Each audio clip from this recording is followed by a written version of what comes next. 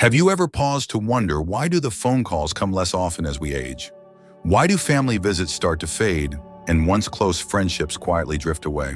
It's easy to chalk it up to life just getting busy, but what if that's not the real reason? Julie, a 71-year-old retired librarian, was once the heartbeat of her neighborhood. Everyone knew her. Her house was filled with laughter, visitors, and the smell of freshly baked bread. But over time, something changed. The silence grew louder. Invitations slowed. And slowly, without her realizing, the warmth of connection began to cool. Julie hadn't changed drastically. No sudden illness, no big move. What changed were the little habits, small patterns she didn't even know were shaping how people saw her.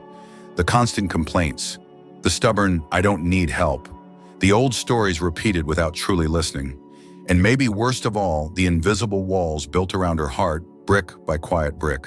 And here's the hardest truth: it's not your wrinkles or your age that create distance. It's often what we do without realizing.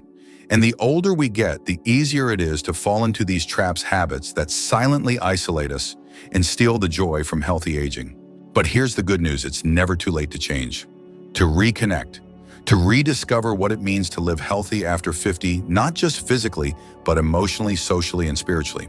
Studies from Harvard's Longevity Project show that strong social connections can add years to your life, even more than quitting smoking or lowering cholesterol. And yet, many older adults unknowingly push people away through behaviors they've never been warned about. So today, we're going to pull back the curtain. In this episode, you'll uncover the most common yet overlooked habits that make aging lonelier, harder, and more frustrating, and how to gently replace them with powerful daily habits for longevity, connection, and joy. What's one habit you think might be quietly changing how people see you? Tell us in the comments. We read everyone. If this message speaks to you, hit the like button and subscribe to Live Healthy After 50. Your support helps us continue sharing trusted senior health tips and aging gracefully advice from a doctor's perspective, rooted in natural health for seniors and emotional well-being. Now let's begin this journey together with the first quiet but costly habit that may be standing between you and the relationships you truly deserve.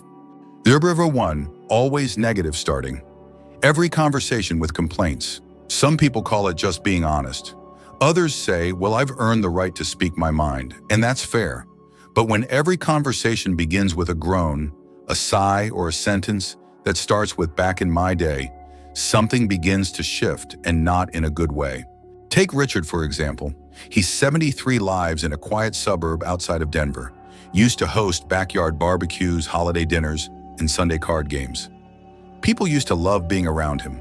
But lately, his phone doesn't ring as often. Neighbors wave but don't stop to chat, and even his grandkids seem to be too busy to come by. He hadn't noticed it at first, but eventually it became clear. Every time someone stopped by, the first words out of his mouth were complaints. His knee hurt. The news was terrible. Kids these days had no manners. The grocery store was too crowded. It's not like it used to be, he'd say, shaking his head. Here's the thing: negativity is contagious, but not in a good way. It drains people. According to research from the Mayo Clinic, constant exposure to negative emotional environments can increase cortisol levels, which affects not just your mood, but your immune system, your heart health, even your memory. We're not saying you have to fake a smile. Life gets hard. Bodies ache. The world moves fast, and not always in ways that feel comfortable. But if every interaction becomes a one-way venting session, people start to pull back. They stop opening up. They shorten conversations. And they begin to protect their energy by protecting their distance. This is one of the silent ways that aging gets lonelier.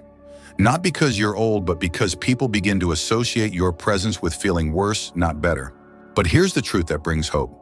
Positivity is just as powerful and just as contagious. You don't have to ignore your pain, but you can choose how much power you give it. Try this instead. Start each day by noticing one thing that went right. Maybe the birds were singing outside your window. Maybe your coffee brewed just the way you like it. Or maybe for just a moment you felt strong and steady on your feet. When someone calls, lead with that. You know, the flowers are blooming earlier this year. I saw a little bluebird outside the porch this morning. That one shift can change the entire tone of your conversation. And set a complaint timer. Really, give yourself 2 minutes to say what's on your chest, then move on. If something bothers you, speak it once, then shift to a question. But tell me, how's your week going? It opens the door for connection instead of shutting it with a sigh.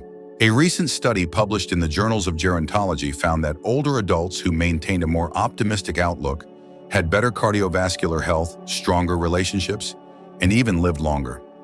Optimism, it turns out, isn't just a mindset, it's a longevity strategy. If you're over 60 and committed to living not just longer but better, this matters. Senior health isn't just about medication or movement, it's about mindset. And your mindset affects your relationships, which affects your purpose, which, yes, even affects your physical health. This is one of those small daily habits that can change everything. Let me ask you, have you ever caught yourself starting a conversation with something negative? Then noticed how quickly it ended? We'd love to hear from you in the comments. What's one small thing you've started doing to bring more light into your conversations? And if this made you think, if it reminded you of someone you love or of yourself, go ahead and hit the like button. Subscribe to Live Healthy After 50 for more senior health tips, longevity advice, and natural real-life ways to keep living fully as we age. Factor 2, not caring about your appearance. Losing your sense of self-respect.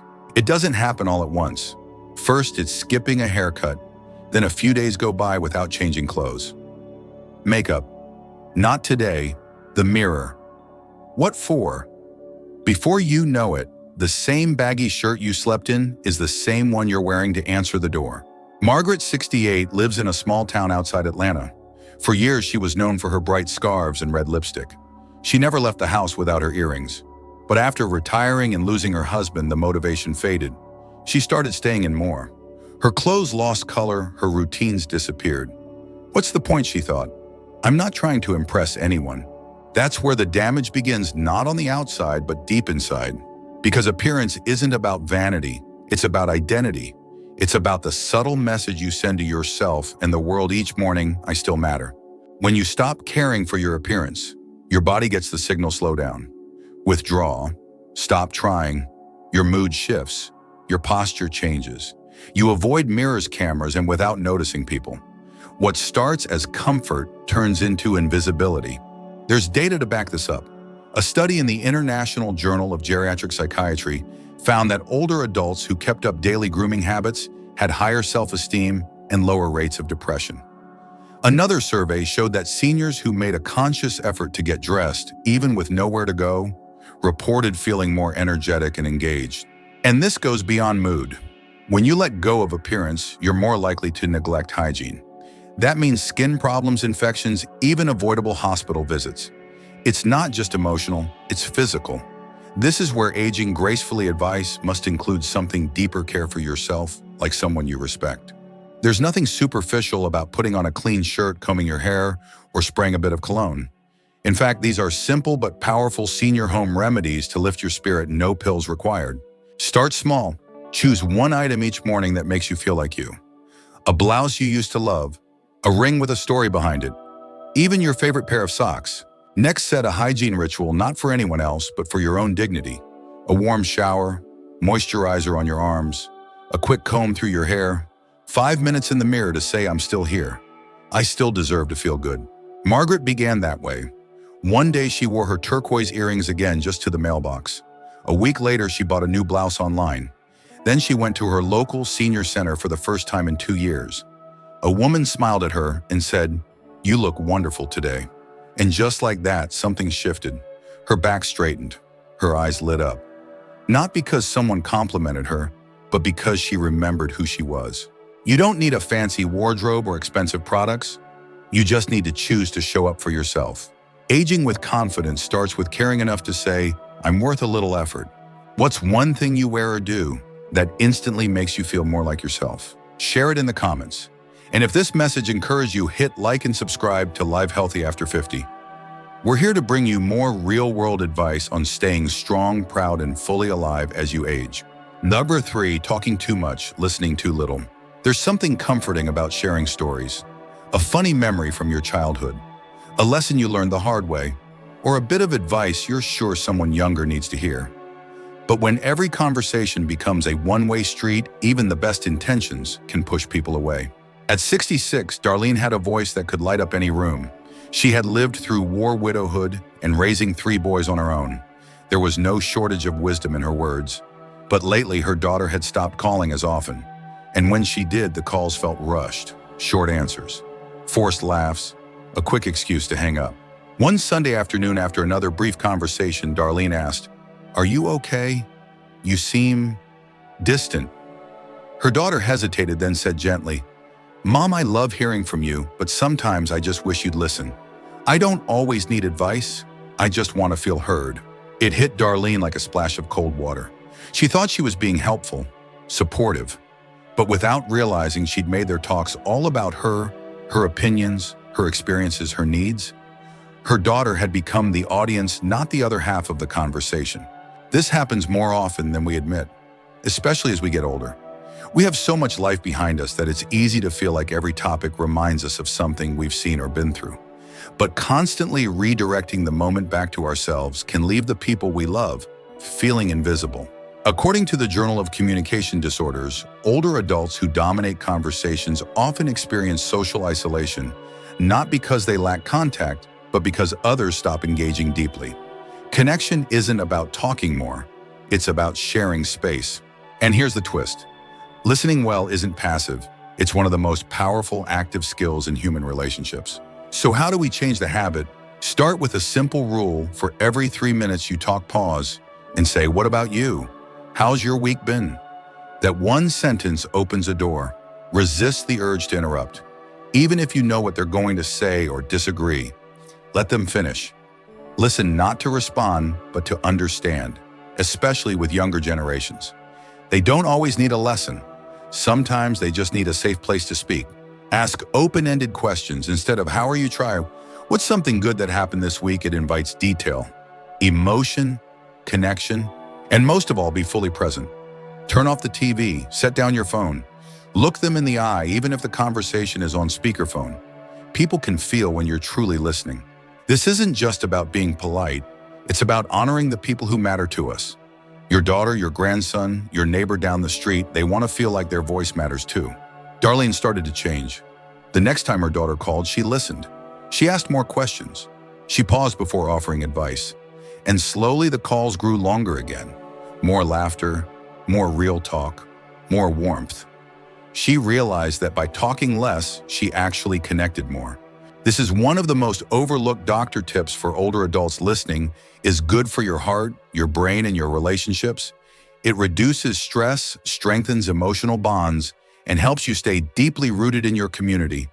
It's not just part of a healthy senior lifestyle. It's the glue that holds generations together. So let me ask you, when was the last time you truly listened without interrupting? If this part of the message spoke to you, leave a comment below.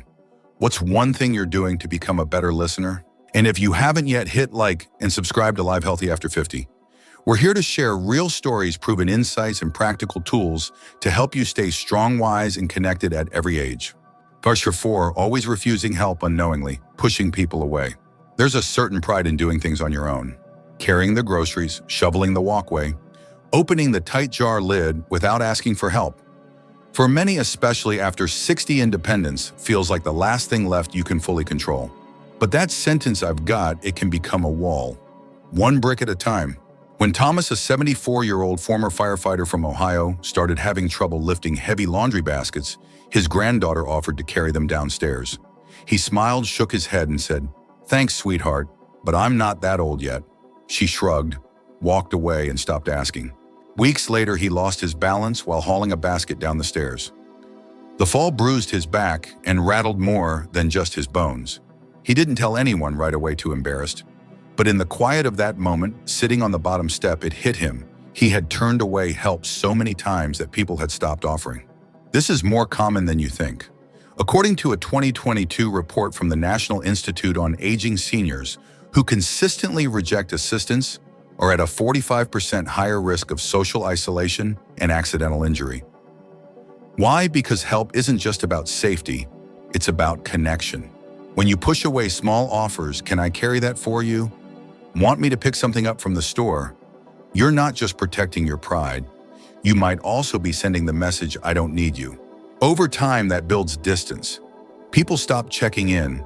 They stop inviting you to group outings, assuming you'll say no or insist on doing it all alone. What you think is strength may actually look from the outside like distance. And that emotional distance matters. Healthy aging isn't just about diet and exercise. It's about staying open mentally, emotionally, socially. Saying yes to help doesn't make you weak. It makes you human. Instead of defaulting to, "No thanks, I've got it, try this thanks. It'd be great to have your help." Or even better, "I really appreciate that. Let's do it together." That shift is small but powerful. It invites people in. It gives them a role. And believe it or not, helping you makes them feel good too. Studies from psychology and aging have shown that older adults who accept help experience lower stress levels and stronger emotional bonds with family and friends. Thomas made a change. The next time his granddaughter visited, he let her carry the basket. They laughed. She asked him about his time in the firehouse. And for the first time in a while, he didn't feel like a burden. He felt like a grandfather again. Living well after 60 isn't about doing everything alone. It's about choosing connection over pride, openness over silence, vulnerability over isolation. So let me ask you, when someone last offered to help you, what did you say? Leave your answer in the comments. Your story might help someone else open a door they've kept shut for too long. If this message resonated with you, hit like and subscribe to Live Healthy After 50. For more insights on over 60 wellness and simple heartfelt strategies to stay strong, connected, and confident as you age. Number 5, stubborn and resistant to change. Falling out of step with the world. There's comfort in routine. Waking up the same way, reading the paper, cooking the meals you know, sticking to the phone you've had since 2009 because it still works just fine. Change feels unnecessary, maybe even threatening. But when resisting change becomes a pattern, it can cost you more than convenience. It can cost you connection. Ronald is 70 and lives outside Spokane. He's sharp, independent, and proud of it. When his kids started using text messages instead of phone calls, he brushed it off. If they want to talk, they can pick up the phone. But the phone didn't ring as often. Family photos were sent in group chats. Grandkids shared updates through apps. And Ronald. He was left out not because they didn't love him, but because he wasn't part of the digital circle. What began as a personal choice to avoid learning something new slowly became a wall between him and the people he loved most. This happens quietly and more often than we realize. In fact, a study from AARP found that 67% of seniors over 65 feel left out of family tech conversations, even when they're still mentally sharp, simply because they haven't adapted to new tools. Technology isn't about being trendy. It's about staying included. Refusing to learn doesn't just keep you in the past, it keeps you out of the present. You don't have to master every app or device, but learning just one small thing each week, a video call, how to send an emoji, checking the weather on your phone, rebuilds bridges that might be quietly breaking. This isn't about giving in, it's about reaching out. Resistance to change also makes the world feel smaller. You stop trying new restaurants because they use online menus. You skip social events that require RSVPs through a link. You stop exploring because the old way was easier. And with each skipped step, you fall further from the rhythm of modern life. Here's the shift: change isn't the enemy. Disconnection is. And staying open to something new, that's one of the best longevity secrets of all. Research published in the journal Psychological Science showed that older adults who stay mentally flexible by learning new skills or using new tools have stronger memory, better mood, and lower risk of cognitive decline. It's not just about gadgets. It's about your brain staying alive. Ronald's turning point came when his 12-year-old grandson said, "Grandpa, want to see the video I made for school?" Ronald started to reply, "I don't know how to watch that," but then paused. "Show me," he said instead. That one moment changed everything. A 3-minute video became a 30-minute conversation. Now every Sunday they trade phone tips over breakfast. Ronald isn't trying to become a tech wizard. He's trying to stay close. And that decision to lean in instead of push away brought his family back into his daily life. The fix is simple. Each week ask someone younger to teach you one thing. Just one. Make it your habit. Not because you have to, but because staying curious is part of healthy aging. Start with texting, or video calling, or even asking how to scan a QR code. Your kids and grandkids will light up when they see you trying, because what you're really saying is, "I want to stay close." Have you ever learned something new, even something small that helped you feel more connected? And share it below. And if this made you think differently about change like this video, and subscribe to Live Healthy After 50 for more real-world insight on aging while staying mentally sharp and living with purpose at every stage of life. Number 6, holding on to too much, living in memory. losing the present. It starts with one drawer, then a closet, then a room you don't even open anymore. It's not trash, it's memories. Birthday cards from 10 years ago, a jacket that belonged to your husband, boxes of cables, manuals, clothes that might still fit someday. And suddenly the house you once moved freely in becomes hard to clean, hard to walk through, and harder to breathe in. Ruth, 76, lives just outside Indianapolis. She used to be a teacher, organized, tidy, practical. But after her husband passed, she started holding on to more. Receipts from restaurants they loved, stacks of old newspapers, dozens of mugs she never used. Everything has a story, she said. How can I throw it away? That's how clutter works. It disguises itself as comfort but weighs down the heart. According to the National Council on Aging, clutter is one of the top hidden risks for seniors living at home.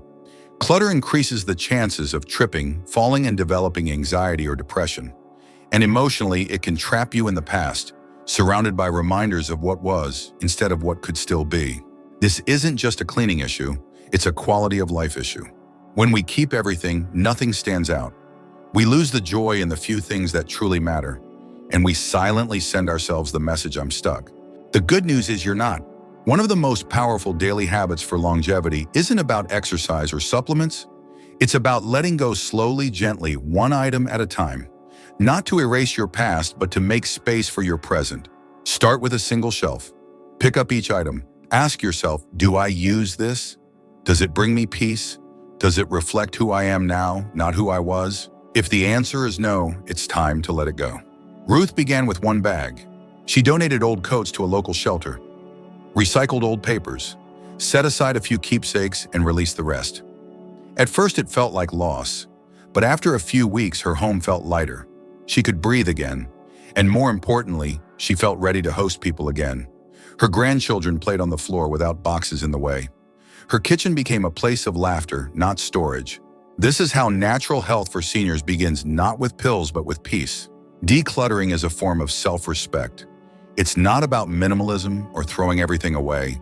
It's about creating a space that reflects who you are today, a space where you can move, think, and live freely. Want to make it easier? Set a rule. One item out per day. That's it. One old towel, one drawer divider, one pair of shoes.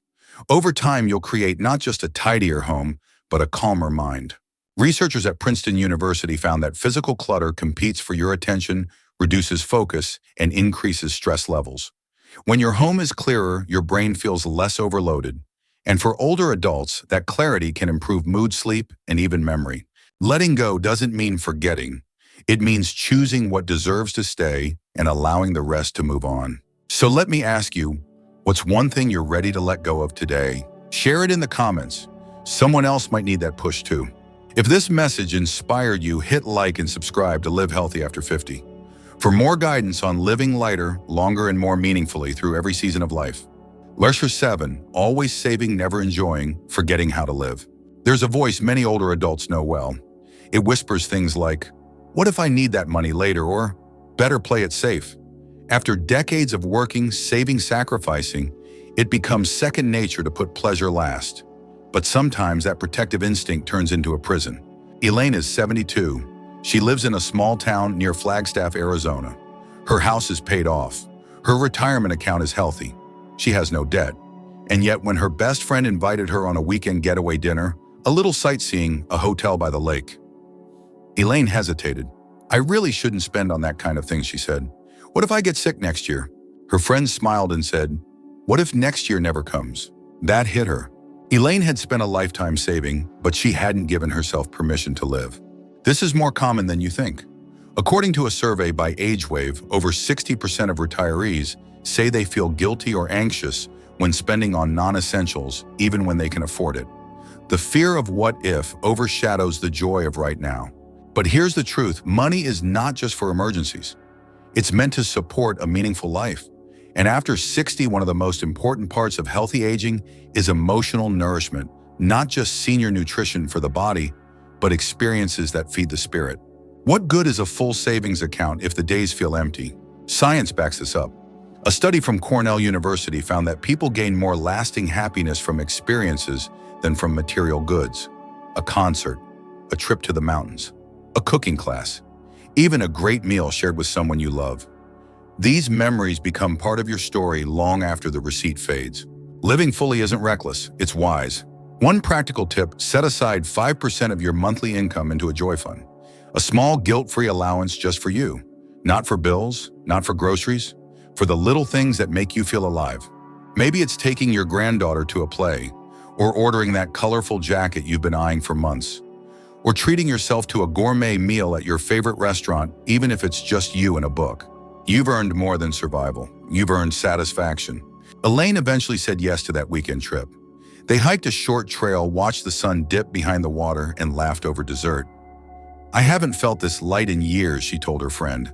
"Like I stepped out of a box I didn't even know I was in." That's what enjoying your money looks like, not wasteful, but intentional. Choosing pleasure in small doses, allowing joy without apology. This is how we truly live healthy after 50. Not just with good blood pressure and careful diets, but with days that feel worth waking up for. So I'll ask you, what's one small way you can spend on your happiness this week? Drop your answer in the comments. It might be the idea someone else needs. And if this message nudged something in your heart like this video, and subscribe to Live Healthy After 50. We're here to remind you your best years aren't behind you. They begin the moment you say yes to living. Not a single person ages into loneliness unless they let small habits build walls instead of bridges. Most of the time, it's not age that pushes people away. It's the things we repeat without thinking. But the good news: small habits can be unlearned. And when they are, connection returns.